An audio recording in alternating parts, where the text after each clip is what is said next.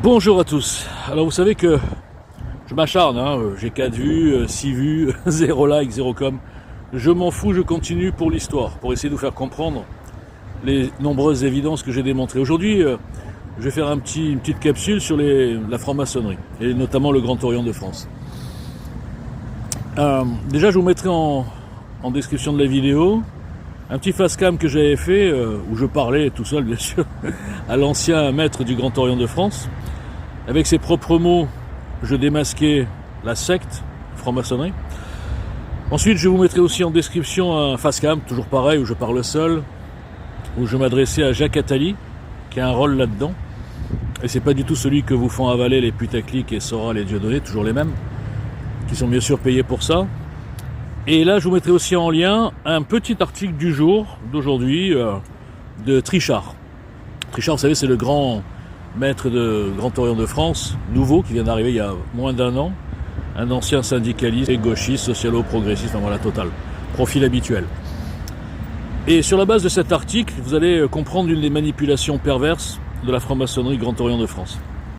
Petite parenthèse, je vous ai déjà expliqué que une des manipulations qui est un peu la même du système, c'est de mélanger la lutte soi-disant contre le complotisme et la lutte soi-disant contre l'antisémitisme.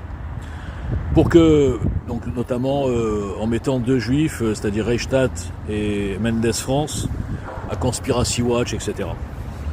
L'inconscient collectif en tirera la conclusion logique, c'est bien étudié, que le système égale le juif, donc le système protège le système, en traitant tout le monde de complotiste, et le système protège le système, en traitant tout le monde d'antisémite.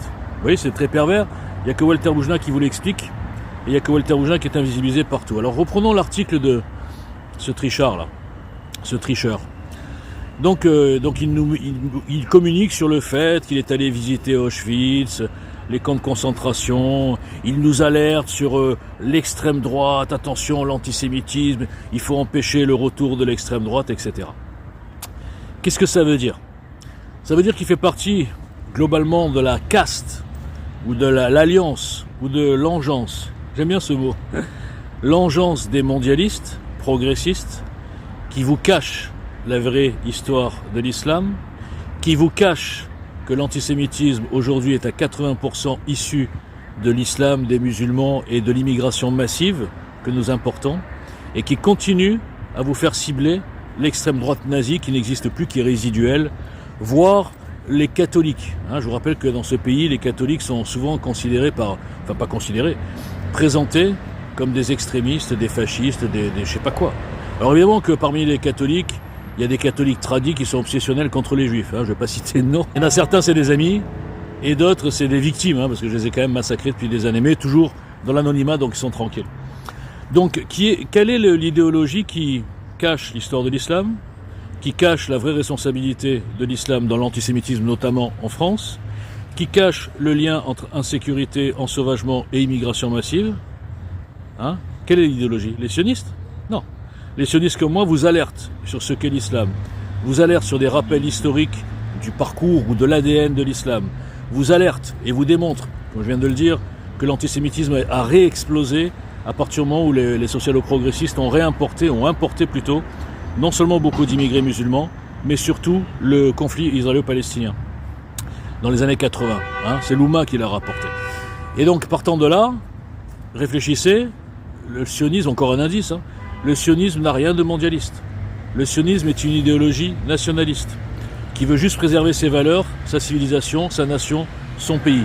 Exactement comme ceux que ces gens-là, ces falsificateurs, traitent d'extrême droite et de racistes. Aujourd'hui, l'extrême droite, c'est quoi? C'est Marine Le Pen? Ah bon? Qu'est-ce qu'elle veut faire, Marine Le Pen? Elle a préparé des changements dans la démocratie, dans la Ve République. Elle a préparé un nouveau système dictature. Elle a préparé une propagande et une censure pire que ce que nous subissons en ce moment, qui est largement du niveau de l'extrême droite, sauf que ça s'appelle progressiste bien-pensance. Qu'est-ce qu'elle a décidé, Marine Le Pen? Elle va faire des camps pour tous les immigrés? Elle va expulser comme ça, dès qu'on a un nom arabe, elle va expulser les gens? Jamais de la vie. Qu'est-ce qu'elle va faire d'extrême droite, Marine Le Pen? Rien du tout.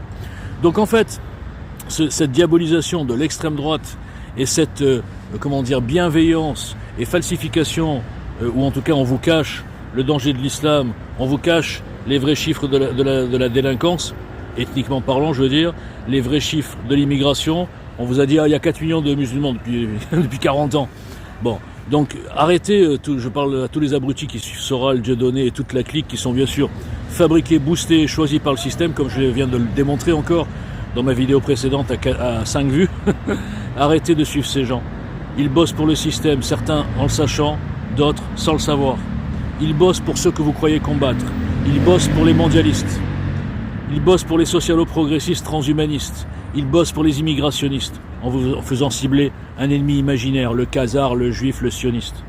Voilà ce que j'ai à vous dire aujourd'hui, dans mon nouveau bureau de Neuilly-sur-Seine, devant une belle église. Voilà, messieurs, dames, ça c'est la France.